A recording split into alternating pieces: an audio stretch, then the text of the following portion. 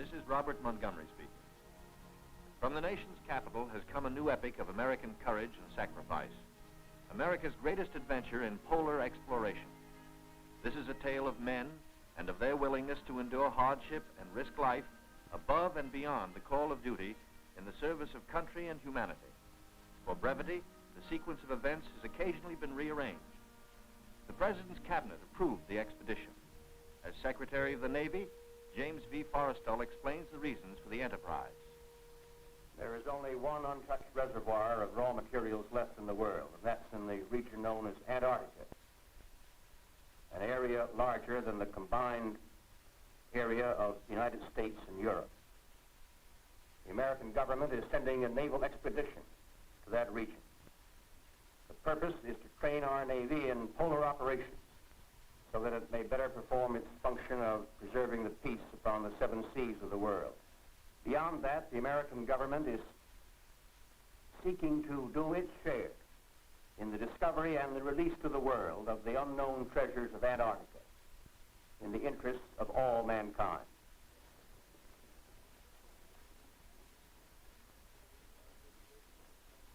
Sums up to this, gentlemen. The Secretary has approved our plans, confirming you, Admiral Byrd, as the officer in charge of the expedition, and you, Admiral Cruzen, as the task force commander. And we get everything we need. That makes Operation Highjump the greatest polar expedition in history. Admiral, time is going to be our greatest handicap. By the time we get through this very difficult ice pack, the summer will have ended and the fall will have set in. Never before has anyone attempted to take a fleet of thin-skinned steel ships through 300 miles or more of crushing ice pack. I have great faith in your skill, courage, and determination. And now, gentlemen. Admiral Nimitz reviews the operations plan. The expedition will comprise 3 groups: a central land plane group to explore the interior from Little America, and 2 seaplane groups, the eastern to map that half of the continental shoreline, and the western to map the opposite coast of Antarctica. After the original orders have been issued, 3 months of planning are needed to organize the giant venture. This is Robert Taylor speaking. At the world's greatest naval base, Norfolk, Virginia, ships of the Central and Eastern groups are loading. The flagship, Mount Olympus, equipped with powerful radio and radar, will serve as the leader's voice of command. Admirals Byrd and Cruzen come aboard to check staff preparations, food, fuel, and clothing for 4,000. Byrd greets out the expedition. Not a few vessels, but a fleet. Officers and men, not hundreds, but thousands, and pilots by the score. The Chief of Staff, Captain Quackenbush, calls up the fleet's youngest recruits to meet the admirals, who name them Running Jump and High Jump. The pups are unimpressed by rank. Running Jump, New Hampshire, where sailors are learning the art of navigating dog sleds. Everything happens to sailors. But soon they come to understand and to love the Huskies. They watch their dogs carefully to see that they have enough to drink and enough to eat, and always at the right time. The dog watch bluejackets practice the patient care that will keep the dogs in prime form. Not only food, daily attention to their eyes so that they may not suffer the dreaded Arctic snow blindness, and the inevitable vitamin pills that even dogs can't escape these days of ABCD health. The boys learn all the tricks. Tickling of the throat and a pat on the nose gets the pills down. The dog sleds are the small boats of the Antarctic. Each carries 600 pounds, with 10 dogs hauling. Each dog's harness is tailor-made, carefully fitted to avoid the chafing that has been fatal to many a sled dog at below 0 temperatures. The Husky's paws are equally important. There are canine snowshoes, precisely notched for the pulling floors. In cut-down auto chassis, the sailor drivers finish training. Huskies so often have meant life itself to Admiral Byrd that he calls them his Antarctic Life Insurance Company. From Norfolk, Admiral Cruzen sails aboard the Mount Olympus.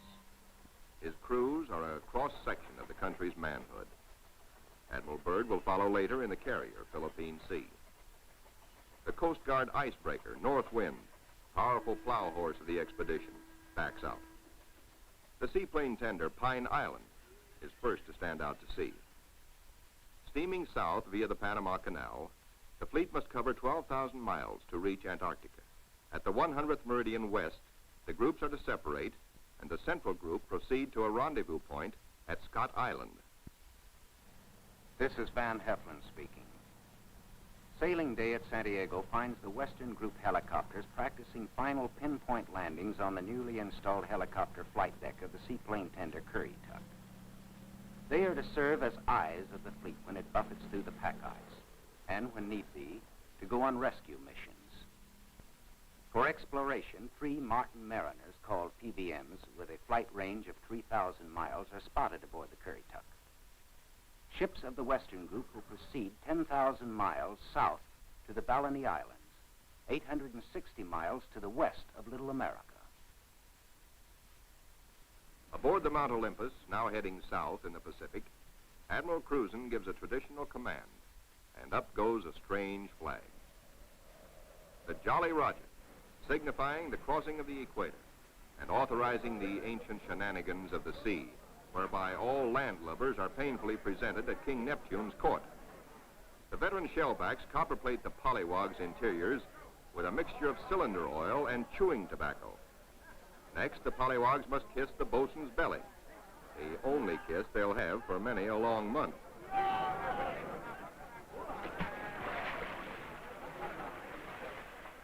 They wind up with a dunking and a final whacking to warm them up, officers and men alike. Wearing the whiskers of Neptunus caninus, Ricky, the veteran husky, presides as the pups become doggy shellbacks. The oncoming shadow of the Antarctic intensifies preparations. Bamboo is split for trail marker sticks.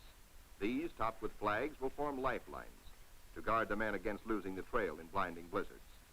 Small details, but vitally important in the wilderness of ice. The dogs are inoculated against infection. Now the serious business of the sea takes over. Danger menaces the fleet oiler, Cacapon. She must fuel the fleet now to lighten her cargo of 4 million gallons of oil. If storms strike her, plates may warp, rivets shear, and her back may be broken. And ahead are the dreaded roaring 40s. Deck parties run with hauling lines, bringing over the Cacapon's captain for a conference.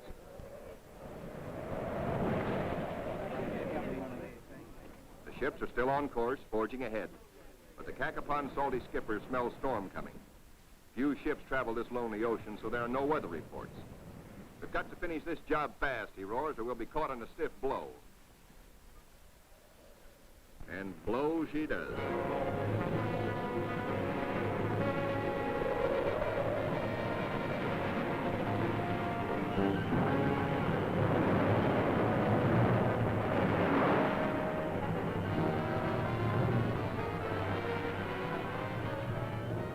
Dawn and clearing skies, but still the gale blows hard.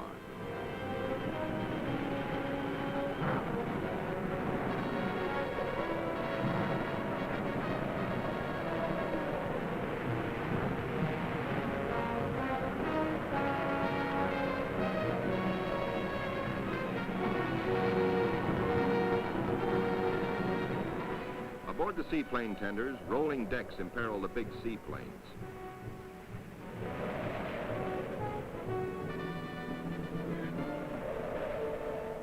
She rolls deeper. A sudden lurch. The Navy cameraman taking these pictures is thrown, his leg broken. He swings his camera, catches the nose of one plane smashed in, swings aft, spots another plane overboard, sinking in the wake. Lost.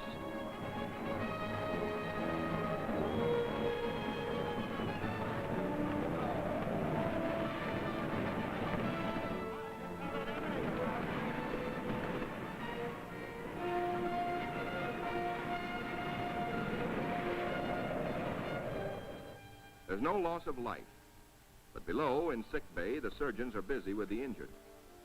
Today, with Navy's modern science, an injured seaman is soon up and about. We go back now to Norfolk, and sailing day for Admiral Byrd.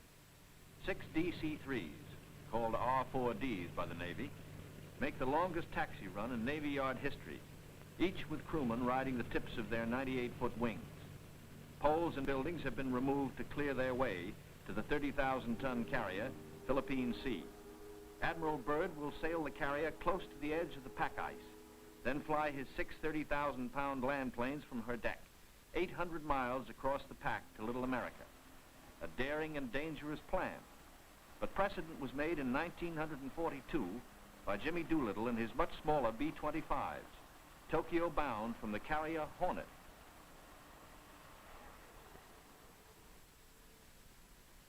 As the Philippine Sea sails on her 10,000-mile voyage, the advanced group under Cruzen has voyaged far south. They sight their first icebergs just above the Antarctic Circle. Careful bearings are taken, for the hulls of these ships are no thicker than was the steel skin of the Titanic. The treacherous ice is the enemy now as then, but danger is the sailor's business. His delight is in preserving home traditions, the Christmas tree and Christmas dinner.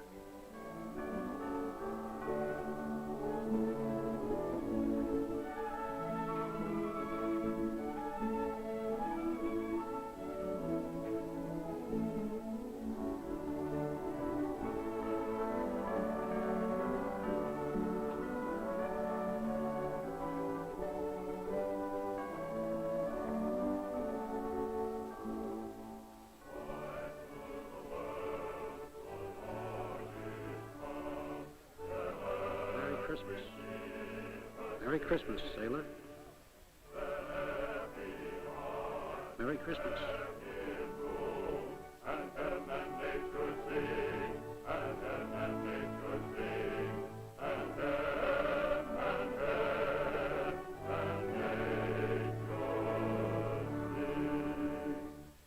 All the while, engines throb, taking the central group deeper into icebound seas.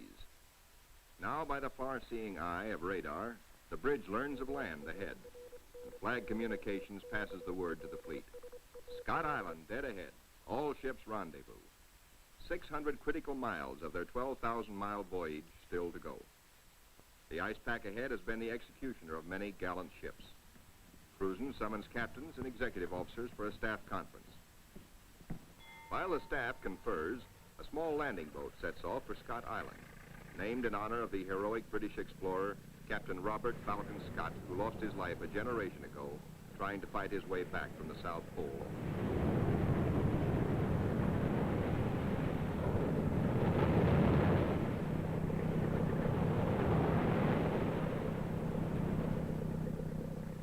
In such surging seas, landing is impossible. The boat heads back for Mount Olympus with serious news. Cruzen must abandon his plan for a weather station here on this rugged submarine mountain. Time presses hard. With his operation officers, Cruzen transfers his flag from Mount Olympus to the Coast Guard icebreaker, North Wind, for she must take the lead, cut the channels. Admiral Cruzen's battle now begins.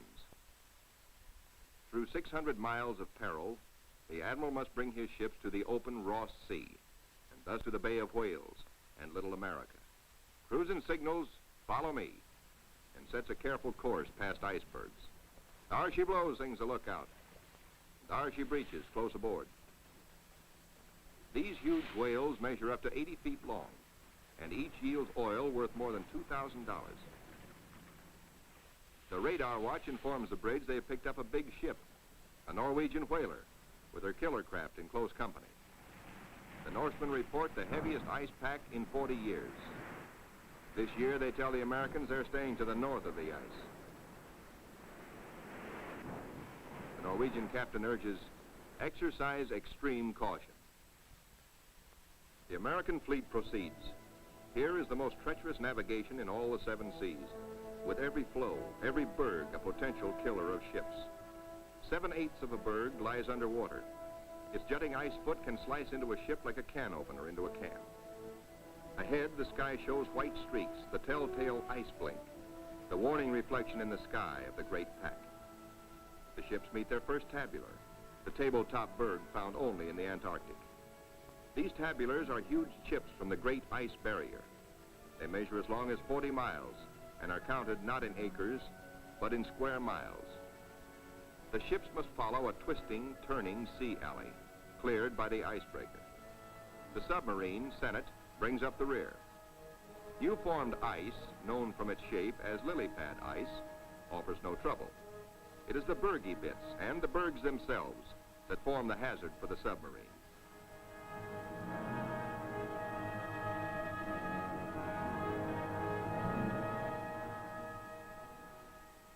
A little Adderley penguin comes aboard as pilot, rides the deck for 2 solid days. Navy cameramen find new subjects, a group of emperor penguins feeding in the lead.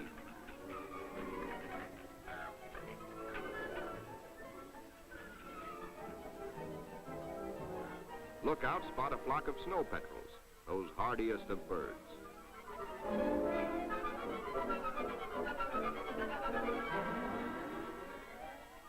Admiral Cruzen orders reconnaissance by helicopter and himself boards the plane as observer. For the first time, the helicopter serves as the eyes of the fleet to scout out a way through the ice.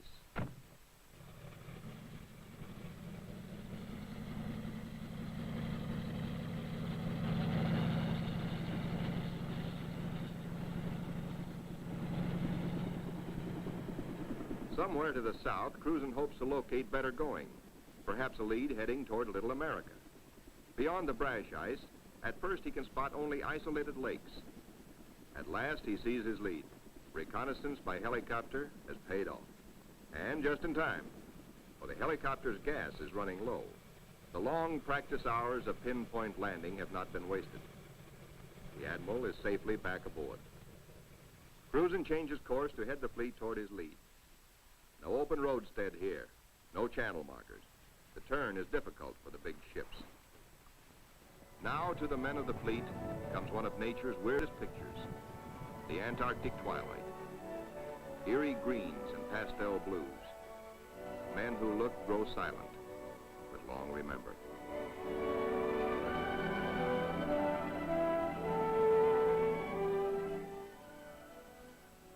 Nor will they forget the dawns and the seals.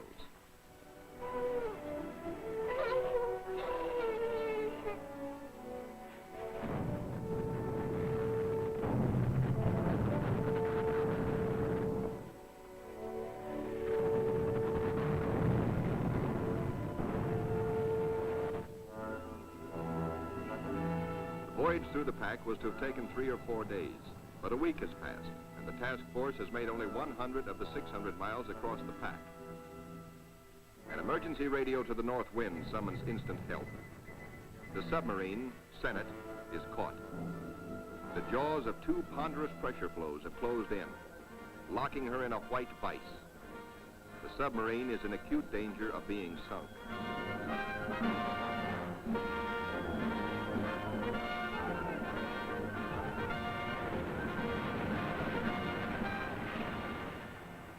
All hands realize now that the Senate may never get through. Cruzen signals, resume course.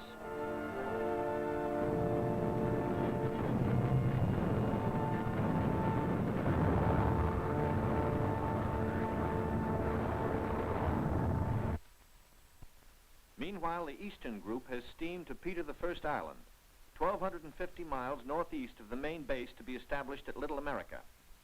The eastern group's seaplane tender, Pine Island, sends a helicopter to scout the rugged coast. Hope is fulfilled when she relocates Scott's 37-year-old camp. This was the base for the ill-fated Britain's expeditions at the turn of the century. While the helicopter waits, the Americans look over the hut, finding only an abandoned sled. But back at the Pine Island, the helicopter meets trouble. Her rotors, heavy with ice, fail. She crashes only a few feet from the safety of the landing deck. Within seconds, the Pine Island's crash boat reaches the sinking helicopter. The rescue crewmen, drilled for just such an emergency, yank Captain Dufek and his pilot safely aboard. Back at the central group, danger increases for the submarine. Crushing ice is now riding up over her decks. She is solidly frozen in.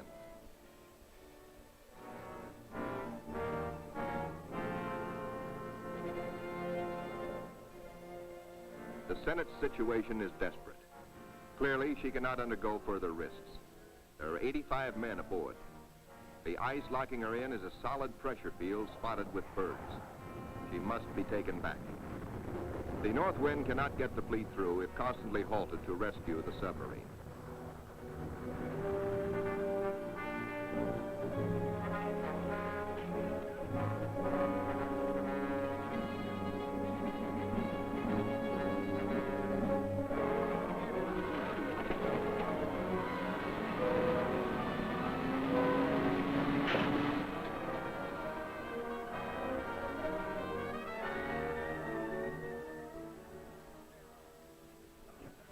The Coast Guard icebreaker, North Wind, with Admiral Cruzen in operational command, leaves the ships to await her return from the 400-mile round trip, towing the battered submarine, the Senate, north to the safety of the open sea.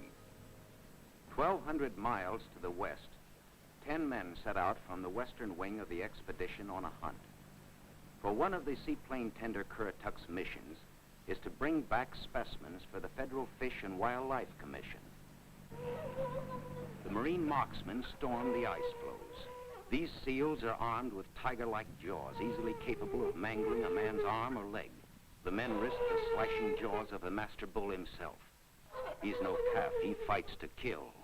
Once secured, he finds out for the first time in his life what it's like to be petted. That's not so bad. They total up their catch for the scientists back in Washington. 6 leopards and 1 rare Ross seal.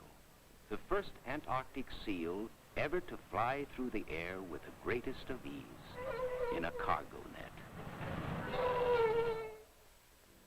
3 days later, disaster presses close to the ships of the Central Group, helpless without the icebreaker. Their 2,000 men are marooned in a frozen sea. Below the water lines, damage control crews labor in icy water to shore up the inward bulging plates. The lives of all hands are at stake.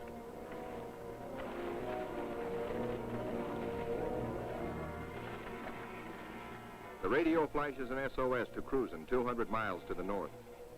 Quickly, he orders the submarine to go on by herself to Scott Island and there operate as a weather reporting station. And now begins a race against time well worthy of high place in the traditions of the United States Coast Guard.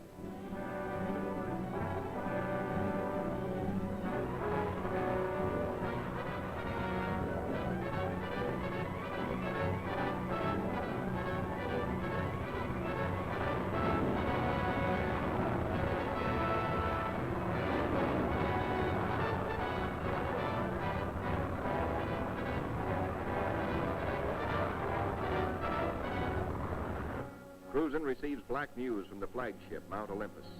Already 5 frames forward stove in, more weakening. Only the north wind can bring salvation to the 2,000 men of the stricken fleet. Dr. Seipel, Army ice veteran, volunteers to test the floes. If the ships must be abandoned, will the ice support the survivors? Cruzen awaits Dr. Seipel's verdict. Seipel reports the ice cannot be trusted.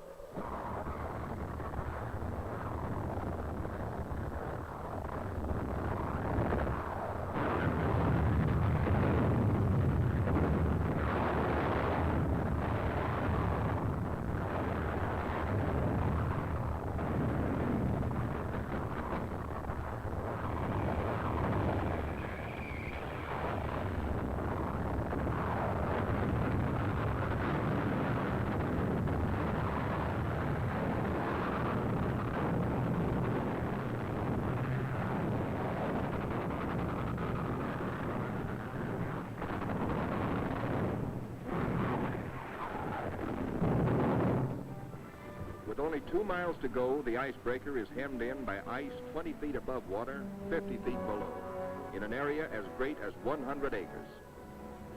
Hopelessly gripped by the ice, the cargo ship Merrick is now in grave peril.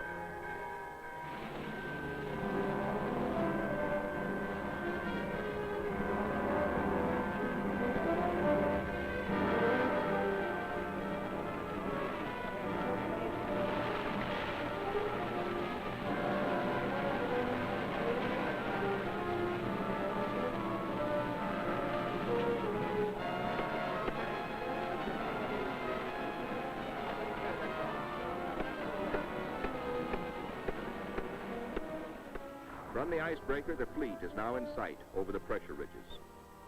The desperate struggle of the north wind to reach them seems hopeless at times. The icebreaker counts her gain by yards now. Captain Thomas dares passages that normally he would avoid. It's the critical last round, a straight-out slugging match.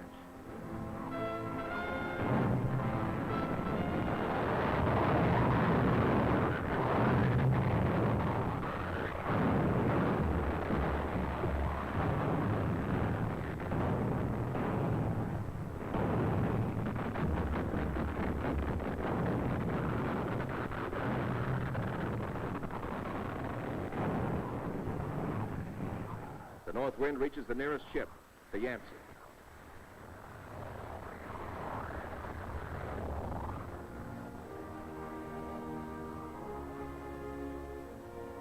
The Coast Guard icebreaker, North Wind, commands the only power operating in the whole frozen fleet. The Yancey and her 500 men are saved. Next, the Merrick, heavy in the water with a hole in her bow below the waterline.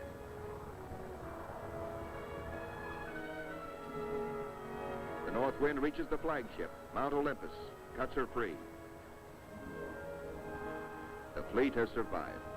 2,000 weary American sailors are safe.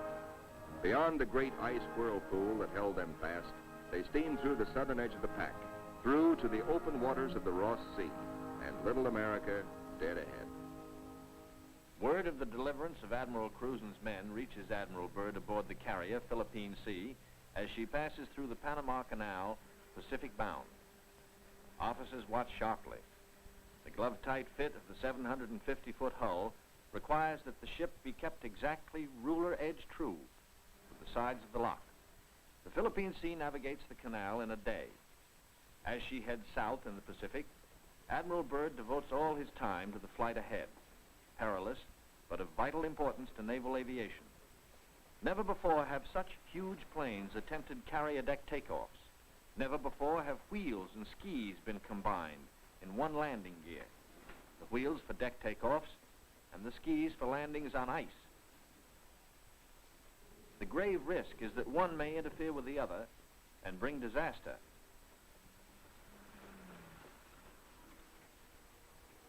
Byrd makes the decision. The wheels will have only a 3-inch clearance between skis and deck. Upon this will depend the lives of 40 men, and he will lead the way. Triumph at last for Admiral Cruzen. The entrance to the Bay of Whales, the famous 400-mile Ross Barrier. The Admiral can now relax. He, an American admiral, has brought a modern fleet for the first time into the innermost waters touching the great unknown continent of Antarctica. This is an historic moment. At long last, Admiral Byrd has realized his dream of many years of reaching little America with men and ships of the United States Navy. Reception committee. Hey, gang, hurry up. Look at the big penguins in our bay. Big penguins, bigger than emperors. Big black mountains that move. They walk like us, but not quite the right way.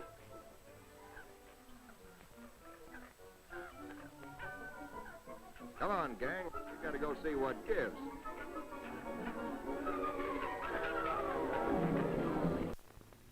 The big penguins and their big black mountains, the ships, are on 24-hour duty, with the first job to secure all mooring lines. Big timbers sunk deep in the ice serve as anchors. They're called dead men in sea parlance, perhaps because they're buried. Slip toggles are rigged for quick release in case ice forces an emergency getaway. Unloading, reconnaissance planes first, next hauling equipment. The Marine Corps weasels, heavy-duty caterpillars, and trucks, 40 in all.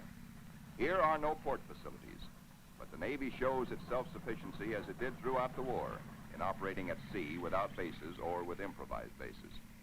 Here are no docks or roads, yet all freight aboard 3 heavily laden ships is hauled 2 miles over the ice up to Little America. Dogs next, a barking, tugging boatload of huskies. And the pups, growing fatter and bigger every day. All are happy with the welcome smell of snow in their nostrils. This is home. This is fun. But this is work, too, for time is short. The dogs must haul their share of the tonnage.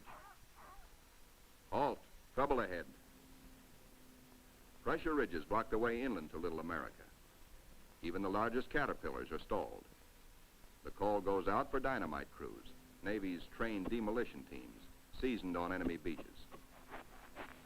They must blast the 50-foot ridges, clear the way to meet the expedition timetable. The ridges are deep. The blasting takes hours.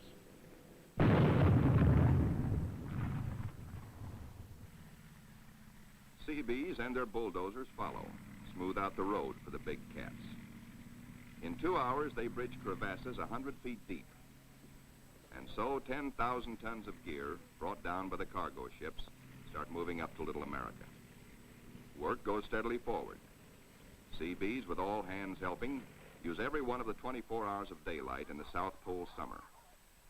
Caterpillars with snowshoe oversized treads accomplish in hours the work that in old days hundreds of dogs could do only in weeks. Airstrips, smoothed out with drags, take high priority. Byrd has flashed word from the Philippine Sea, now standing by off the pack ice, that he's ready to fly his R-4Ds in. It's up to the work parties to make up the time lost in the pack ice. Up to these men to work while gusty winds drive flesh-cutting gravel-like snow across the open, or to dig deep for storehouse foundations. Food dumps grow steadily. Here is the favorite hangout of the veteran Husky, Ricky, born at Little America 12 years before, and still hungry. Each hour brings other buildings to completion. Knockdown Wanigans grow magically, and the Air Headquarters Quonset is ready. Snow blocks are dug out for windbreaker walls. These blocks are the adobe of Little America. Good idea, squawks the sidewalk superintendent of the base. Good idea. These big penguins do right well to bear in mind that when she blows down here, she's liable to blow your eyelashes off. The little Adderley shows no fear. What? Smoke? Silly idea. The ships are all but emptied. The Caterpillars and Go Devils live up to their wartime good name. Within 70 hours, the Seabees are hauling in the last 500 tons of essentials. Only a few more cases to be broken out. The local waterworks is the pride of the Seabees. 3 GI cans of snow produce 1 can of water, purest in the world. You keep your furnace going, which makes steam, which melts snow, which makes water. Simple.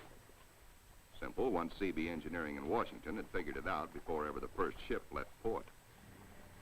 And now, the ordered streets of a tent city that is Little America the Fourth come into being where 3 days before, the primeval snow lay unbroken.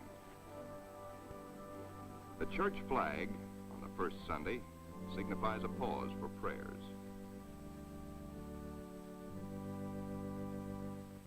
After the last Mass, and after the Protestant and Jewish services, the off-duty sailors have but one thought.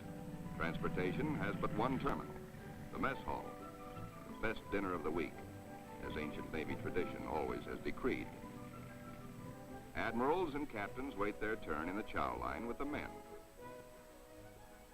Inside, plates are loaded.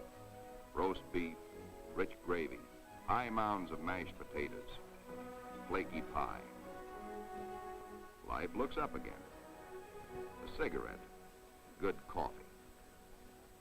5 miles east of Little America, a seal herd, 500 strong, has its feeding ground amongst pressure ridges and in deep crevasses. Ricky, as a pup, played the game of run, seal, run, and he hasn't forgotten. The seal wallops with his tail. Ricky's 12-year-old teeth are not so good on the slippery, wet hide of the 600-pound Waddell. Mr. Seal decides he's had enough. He scuttles down his escape hatch to the water below. Chow time. The only seals killed are for dog meat, especially good because it insures against scurvy. The pups smell their dinner coming and let their handler plainly know they want it, right now. They're only a few months old and forever hungry. Yet soon they will be pulling more than their weight in the sledge traces. They like their meat red and will fight for it. The flagship flashes word by radio to the carrier Philippine Sea, base ready, weather suitable. On the carrier, 6 planes, triple-checked, are ready for their moment of destiny. Admiral Byrd has given the pilots a final briefing. Everything depends on split-second timing. Pilots, man your plane. No 3,000-foot runway here. Only a scant 300 feet. Jet propulsion is their reliance. Crewmen attach jet containers, 4 to a plane. These JATO bottles are packed with flaming power. In the critical 10 seconds at takeoff, they give the kick-up of 2 added engines.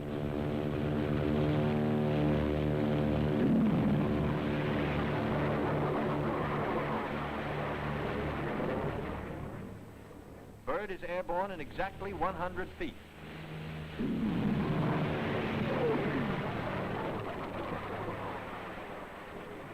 Admiral Byrd and his companion plane will try the 800-mile flight first. The others await his orders. At Little America, cameramen and Admiral Cruzen wait anxiously. And there comes Byrd. Cruzen can relax now. The skis work perfectly. The carefully calculated drag of the wheels serves only to shoot up a plume of snow.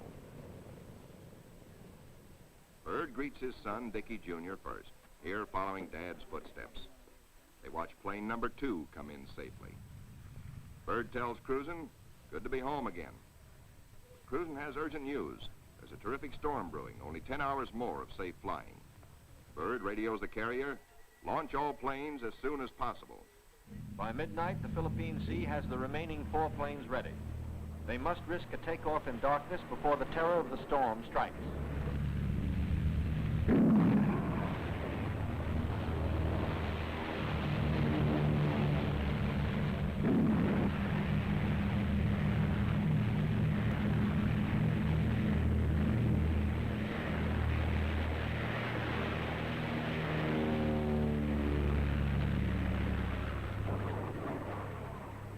Daylight finds the planes over the pack ice. With frozen death below and weather closing in, navigation becomes tricky. This close to the pole, the magnetic compass is no help. At the base, men scan the gray skies, looking, and finding only the blackness of the approaching storm, now visible to the east. If the planes don't make it within an hour, but in they come, one by one, to land in the last remnants of clear light. Each landing is the first on the ice for each pilot. These men are the first ever to fly big planes into the Antarctic. Or on previous expeditions, the planes were freighted in, assembled, and only then were they flown. These Navy and Marine Corps flyers have been bred on stormy going. Their long experience and, above all, the Navy's relentless training in all details brings them in, but with little time to spare. The blizzard hits, 100 miles an hour, scouring across the sastrugi. In storms such as this, many brave explorers have died.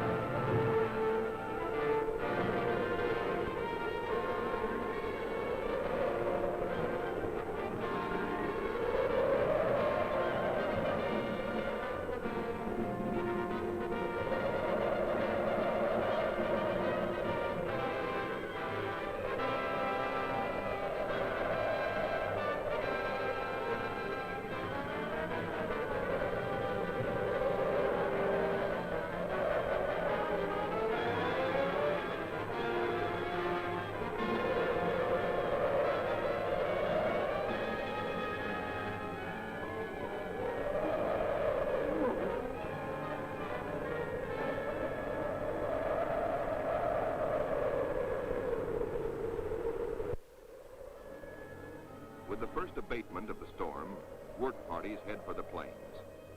The blizzard is 40 hours old. The wind has become bearable.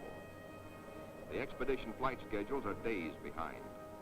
They must get the heaters going, clean out the frost. The Antarctic offers no quick machine service as on standard Navy airfields. Fuel for the heaters must be hand-dragged, hand-pumped, hand-fed, with the temperature far below freezing. The chow wagon, the never-failing CB tractor, gives the work parties a lift back to the mess tent for hot coffee, food, and warmth. Only the Navy, Marine Corps, Coast Guard, and Army cameramen who made this official record know the price they paid for these blizzard films. They covered the Pacific battles for posterity. This cold day, they froze their whiskers to make these first color films of an Antarctic blizzard. Little America digs out. The planes still stand on the line uninjured. Icicles and snow to be cleared off, but no plane blown away. Lashings held.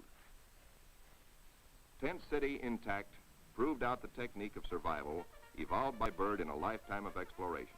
Not one tent went down.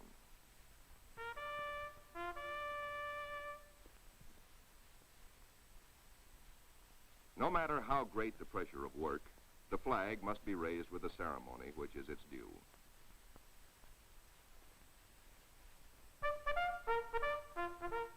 Admiral Byrd declares Little America IV in full operating commission.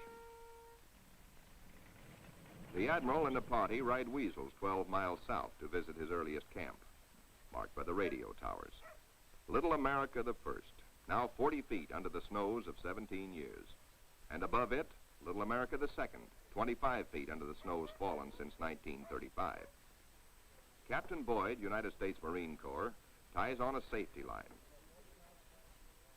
while Admiral Byrd and 3 veterans of his previous expeditions watch. Boyd inches his carcass down the old ventilating hatch. It stood 20 feet in the air when it was put up 12 years before. He pokes a stick up as a marker for the main hatch. Now all hands, the Admiral included, will have a chance to go look-see. Below, the old-timers find a lantern that lights at once, and all manner of other gear. For here in Antarctica, there is no decay, no rust, no dust, not even germs.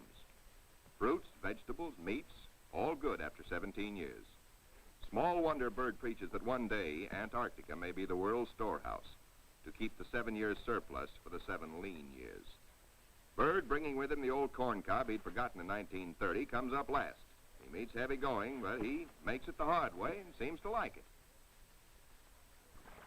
Aboard the Mount Olympus, the Navy tries out one of the most important experiments assigned the expedition. Can men survive in freezing water? Men from Mars, members of a special underwater demolition team, wear the new cold water rubber survival suit. In contrast to these skylarking youngsters eating ice cream in the ice, men in ordinary clothing are paralyzed in 6 minutes and die very quickly thereafter. Yet these sailors, wearing only underwear beneath their survival suits, stay in half an hour and come up chipper and warm. On the sunny afterdeck of the Mount Olympus, the expedition's prize penguin catch, the big emperors, are living the life of penguin Rileys. They grow 4 feet tall, weigh up to 80 pounds, and are the only creatures who live throughout the year on Antarctica. Eons ago, they flew. In time, their wings evolved into swimming fins. Their deep feathers are the warmest known. Their feet, thick leather-like pads. On these, they lay their single egg and tuck it up within the body feathers for warmth, to hatch it. In captivity, they must have their vitamins. Keeping them alive for the return voyage is quite a problem, for their bloodstreams have no germ resistance. Their necks are ball-bearing. Strangely enough, the smaller captive penguins prefer their fish fillets. They won't eat live fish out of a pail. The rockhopper penguins are the clowns of the Antarctic, 20 inches high, cocky yellow eyebrows, sassy, and forever hungry. As the men find out, they'll eat their weight in fish every 3 days. The gathering of scientific data ranks high in expedition plans. Admiral Byrd says goodbye and good luck to an over-ice expedition which is to probe deep into the Rockefeller Mountains 300 miles southeast. 2 LVTs hauling supply sledges strike out into the white darkness, their mileage checked by bicycle wheel counters astern. In the mountain rocks, they will seek minerals and ancient petrified vegetation. Hourly, they will record important aerological data. But exploration by plane has priority 1. 1.5 million square miles are to be explored and mapped, and the oncoming winter soon will end flying weather. The wheels come off, for both takeoffs and landings on the ice must be made by skis alone, delicately balanced to feather in the wind, yet strong to stand the shattering shock of landings. Organized exploration on a scale hitherto undreamed of calls for precision timing. Each plane is serviced on exact schedule with 1,200 gallons of high-test gas and with preheated oil tested to function at 80 below. A pressure tank, especially designed for operations in deep cold, pumps the oil into the planes. Daily flights begin. Each plane has a definite sector to explore, a definite timetable, a definite radio report schedule. While the weather holds, flights operate around the clock. For emergencies, the LVTs cache provisions and fuel at the limit of their range. To aviators forced down, to rescue planes sent out to bring them in, these cairns may offer the one hope and may mean ultimate survival. 1,200 miles to the east, the Eastern Group vessels and planes are exploring the mysterious Phantom Coast. Aboard the destroyer Bronson, the commander of the Eastern Group, Captain George Dufek, makes an exploration voyage. He sails close in to Mount Erebus, 14,000 feet above the sea. It is the only known active volcano near the South Pole. Captain Dufek, his mission accomplished, returns to rendezvous with the seaplane tender Pine Island. Personnel transfers to the destroyer must be made by breeches buoy because of rough seas. This officer would probably prefer a boat. The deep roll and the destroyer's outward flaring bow force the handling crew to wait for the exact moment to haul inboard, lest the man be dashed against the ship's side and killed. It is Captain Dufek's turn next. The line is set higher. The seas run stronger. The ships roll dangerously apart. The line slacks, then snaps taut and breaks. A 50-foot plunge downward. Dufek disappears. Away, lifeboat! Men jump to stations. Lower away. Hurry, hurry. 8 minutes in this icy water means death. Speed is the only hope. The boat sheers clear. Heads out fast to the rescue. Captain Dufek reappears. He has managed to inflate his life jacket.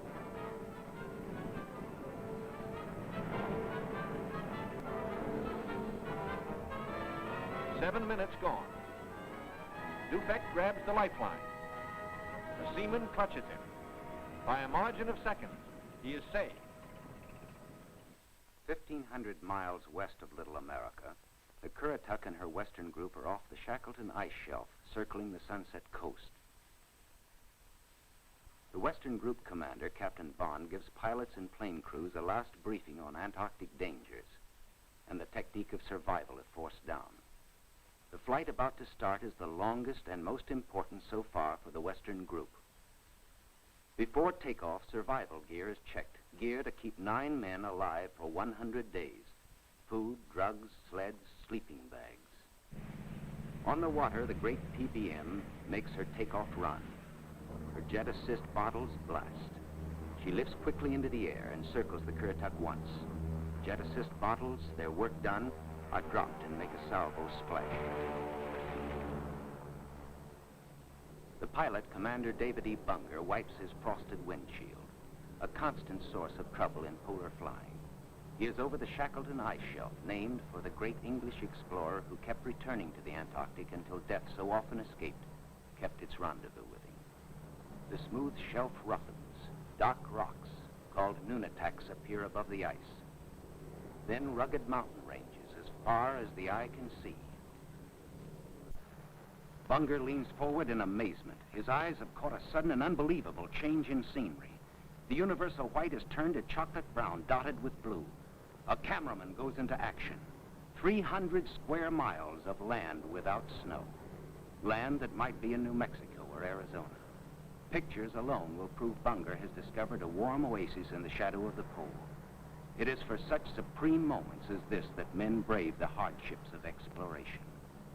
The astounding, undreamed of fact is that they are over a chain of warm water lakes whose shores, except for small patches, are free of ice and snow. Commander Bunger circles the largest lake in sight, 5 miles long. He comes in to make a landing. Water temperatures must be recorded. Samples taken. He finds the water fresh, the temperature 38 degrees Fahrenheit. On the shores are vast deposits of coal and of minerals of the utmost importance to civilization. Aside from their headline discovery, Bunger and his men have another good reason for hustling home to the Currituck. A long-awaited ceremony is in progress. The whole fleet awaits news of the all-Western beard derby. The Currituck skipper, Captain Clark, is judge. His salute of the day is right corner mustache, twist. The captain awards prizes to the winners, enlisted men and officers alike, the champions in the first Antarctic beard derby. To the most handsome, for the bushiest, to the officer who tried the hardest, to the neatest, to the most unique,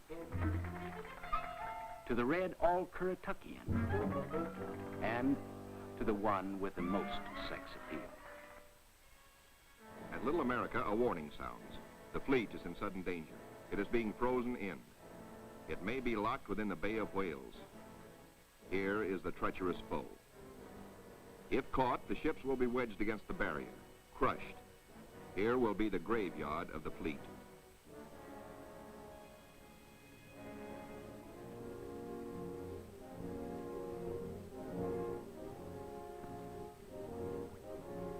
The Coast Guard icebreaker Northwind goes into action, ramming, backing, ramming again to break up the crushing floes.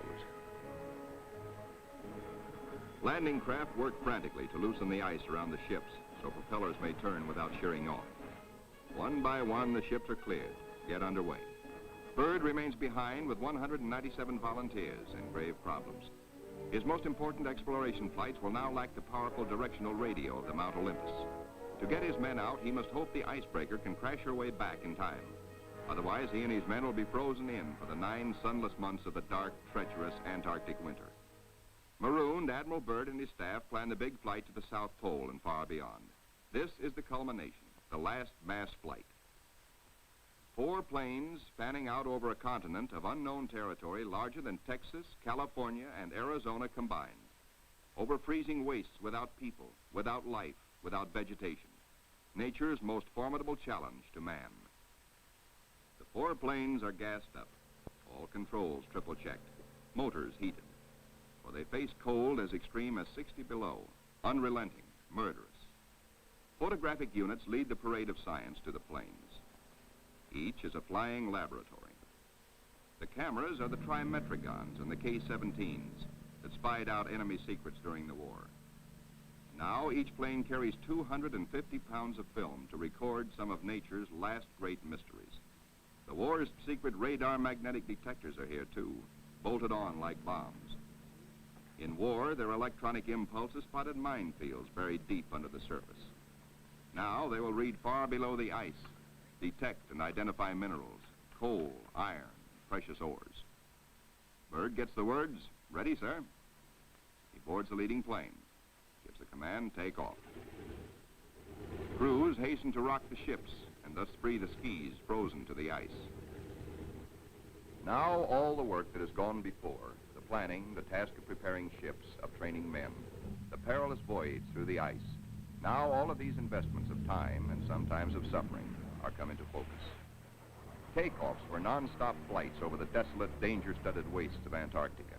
Flights of great distance, the equivalent of, back at home, winging non-stop from the Canadian border to the Gulf of Mexico. Aviation is all important in the Navy's Antarctic exploration, just as aviation is all important in a modern Navy that must be strong under and above the sea, as well as on it. Out over the shelf ice, Byrd leads his 4 planes in the long climb over pressure ridge areas, heading for the polar plateau, 10,000 feet up. Below are no landing fields, only deep crevasses, pressure ridges 100 feet high, instant destruction for a plane forced down. Byrd pioneered the first South Pole flight in 1929. He applies again the practice of constant vigilance, careful calculations that assured his earlier successes. Over this cruel country, Byrd flies today at 3 miles a minute. In earlier explorations, 3 miles in 1 day was frequently the utmost for Shackleton and Scott for Britain, Amundsen for Norway, and Byrd himself for America. The Beardmore Glacier, 200 miles long, 50 wide, 1,000 feet deep, who knows? Byrd checks position by the sun compass, The glacier signals the South Pole itself. Here, Byrd drops the flags of the United Nations, carefully boxed, a symbol of America's goodwill to all nations. Now, beyond the pole, Byrd focuses his cameras and magnetic detectors on land new to him and to all mankind. In eastern group waters, the seaplane tender Pine Island swings out a plane, listed on the fleet's roster as Mariner George 1. Crew members look out. No shadow of coming disaster troubles their young faces. Captain Caldwell, observer. Lieutenant J.G. Frenchy LeBlanc, pilot in command. Lieutenant J.G. Bill Kearns, co-pilot. Ensign Lopez, navigator. And a crew of 5 take off to map the treacherous Phantom coast.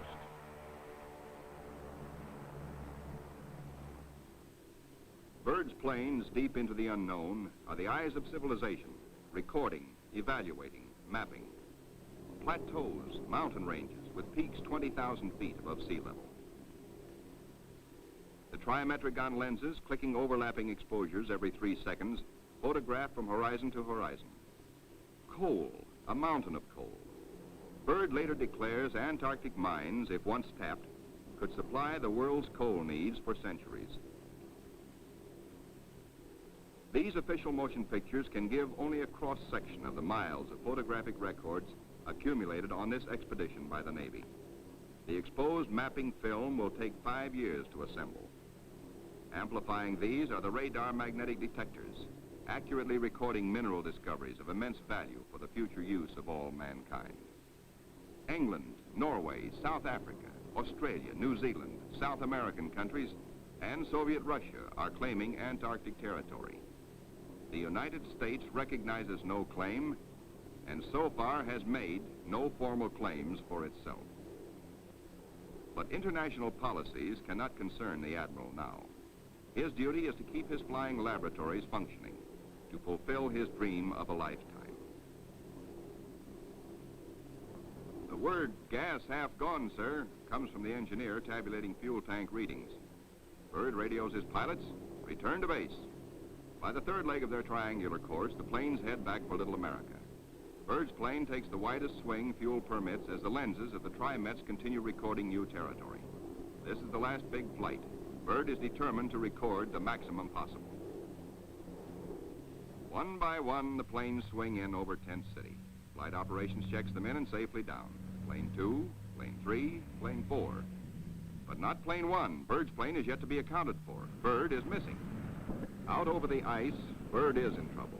His starboard engine is cutting out, now stops. His one remaining engine is losing power. The altimeter needle starts dropping down. The plane is losing altitude. All 4D1 to base, all 4D1 to base.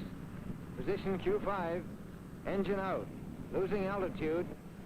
The base prepares for rescue operations.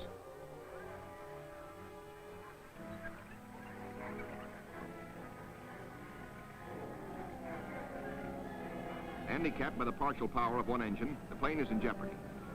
Down she drops. The needle drops from 3,000 feet downward, threatening peaks around her. A further drop might mean a crash. Only one hope: reduce the load, lighten her at once. Maybe that way, maybe if enough weight goes, maybe she will hold. Already the mountains are above. She is deep in the valley, deep in the shadow of disaster. The needle drops downward from 1,700 feet. Jettison all gear.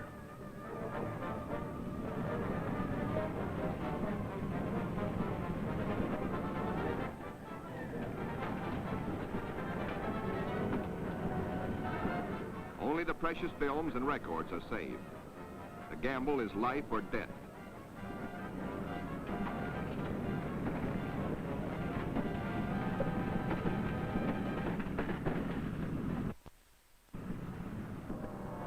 The altimeter levels off at around 900 feet. Slowly, she starts to climb. She is gaining altitude. The pilot signals 4-0. 3 hours later, at the base, the crippled plane comes into sight. Men peer closely, tense, hushed, as they see the starboard prop dead. A one-engine landing is tricky at best. with skis, on ice. Hold your fingers crossed for the pilot.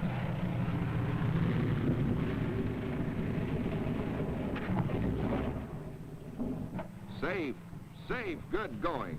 The greatest exploration flight of all history has ended in success. The flight beyond the South Pole. The flight beyond imagination. But over the Pine Island with the Eastern Group is the shadow of tragedy. Captain Dufek flashes the word by radio. To Eastern Task Group. From Task Group Commander, Mariner George 1 overdue. This group commence standard search and rescue operations immediately. Grim men with grave news from Captain Dufek. No time now for jubilation over his own escape. No mood for rejoicing. Byrd knows better than any man the tragic import of the message. In the freezing danger of the Antarctic, seconds are hours. Minutes are days. Every resource of the expedition must be mobilized instantly. All planes must take the air. All men stand alert for emergency duty. Over the ice pack, above the open sea, across the barrier. Mariner George 1 is down with men. No radio signals coming through. That means a crash. Search, search, search. Wherever the plane is, it must be found. For maddening, anxious days, fog shrouds the area where the accident most likely took place. Men are frantic. Yet daily, at their own request, at their urging, in fact, the crew of the Pine Island gathers for prayer service. On the 13th day, the weather breaks clear. Captain Dufek sends another PBM into the area heretofore shrouded in fog. At last, in clear visibility, the pilots and men scan water and pack ice along the Phantom Coast. Wherever they are, the 9 men of the George 1 have been lost almost 2 weeks. Hope is thin. 5 hours out, Commander Howell, the pilot, spots smoke. A signal fire. Some are alive down there. How badly hurt? How many live? The George 1 smashed. The wreckage scattered, some of it burned. And a message on the wing. Lopez, Henderson, Williams, dead. No seaplane can land on the ice. Can the survivors reach open water? Howell must drop a message. We'll land Barrier's Edge 10 miles north. We'll drop flags to mark trail. If you can walk it, form circle. If not, form line. Howell knows the gravity of the decision Captain Caldwell must reach. But if the men can walk, a day may be saved. A precious day for the injured. Howell flashes the news. Captain Dufek gets the word and gives it to the Pine Island by loudspeaker. Attention all hands. This is the Task Group Commander speaking. Mariner George 1 has been sighted. Rescue operations are in progress. Howell circles his PBM over the wreckage. He watches for his answer. The huddle of men breaks apart. They've reached a decision. It's a circle. They'll try the 10-mile trek to board the PBM at the water's edge. Howell's crew have the relief gear ready now for the men below. Cargo chutes float the heavy packages down. First aid boxes, rations, skis, blankets. For men hungry, cold, hurt, and losing hope, the chutes are as lovely as shining stars. Symbols of life restored, of return to families who've been waiting and praying. Now to mark the trail. The PBM's crew have hundreds of flags, each weighted to land and stay upright. If fog should again close in on this desolate coast, there must be no second disaster, no wandering from the road to rescue. The survivors follow the trail markers. 5 able to walk, 1 on a sled, 10 miles to go. These men are marching out of the shadow of death into the sunshine of life. Aboard the rescue plane, ready to leave the barrier edge, the survivors, 6 thankful men, jerk out their story in bits and flashes. How Henderson, Lopez, and Williams died in the crash and explosion when they smashed up in milk bowl visibility. How they found scattered cans of food, a stove, and fuel to keep it going, and 1 tube of sulfur tablets, just enough to keep Frenchy LeBlanc, their gravely injured pilot, barely alive. Proudly, they tell how Captain Caldwell consulted them all in dividing their little food, how he kept watch, inspired their faith, and how they prayed as men always do when there is no other hope but prayer. Bill Kearns, co-pilot, grins hello. First off is Frenchy LeBlanc. Corpsmen carry him tenderly in a Stoke stretcher. War and Robbins pulled him out of the blazing nose of the plane, but his back, hands, and face suffered third-degree burns, and in the Gethsemane of waiting for rescue, both legs were frozen to the knees. Amputation is inevitable, but he will live. The ship's company of the Pine Island greets their skipper, Captain Caldwell, observer on the flight.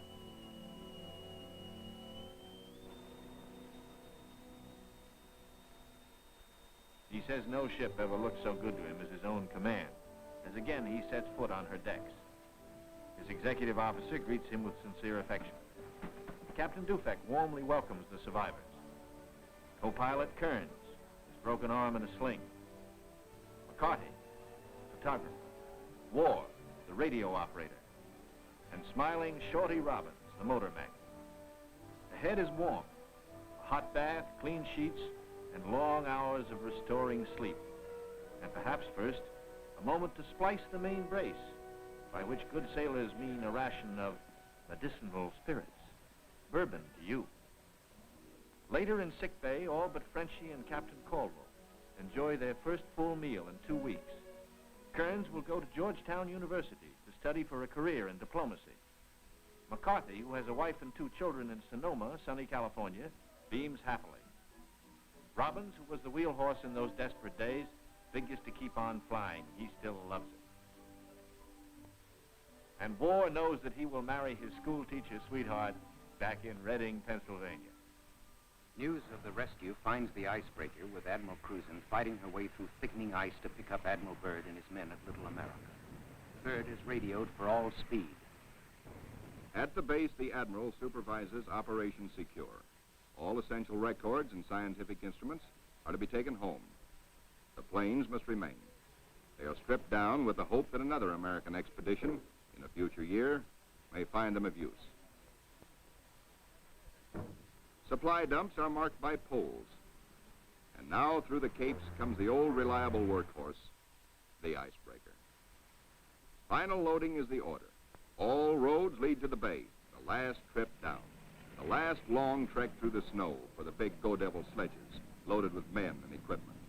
The excitement that always comes with sailing infects all hands, including the dogs. They sniff something important is in the wind. With normal quarters for 75, the icebreaker must jam aboard the additional 197 men of the base party until, after the voyage north, she can transfer personnel to the big ships awaiting her at Scott Island. Byrd is among the last aboard. He can now report to Admiral Nimitz, Operation Highjump completed. Our men have achieved accomplishments unparalleled in the history of discovery. Our central group has flown far beyond the South Pole, mapped 1/3 million square miles never before seen by man. Our eastern group mapped 3,000 miles of phantom coast and charted 40,000 square miles of coastal ocean areas hitherto unknown. Our western group, flying hundreds of air hours, mapped the 4,000-mile Sunset Coast, made the amazing discovery of warm land in Antarctica. In all, the expedition explored more than 1.5 million square miles. Our scientists, by use of the radar magnetic detector, have pinpointed fabulous treasures and resources of great significance for all mankind. The men who did the job, Navy, Army, Air Corps, Marine Corps, Coast Guard, and scientists, are going tired men. The rear guard of Admiral Byrd's intrepid 4,000, veterans of the Antarctic, trained to combat the sub-zero enemy of the polar continent. They're going home to their mothers, sweethearts, wives, children. Home, strong in the knowledge that they have met the Antarctic's heaviest battalions and conquered. This is to be their lifelong reward, this knowledge and the Navy's highest commendation. Well done.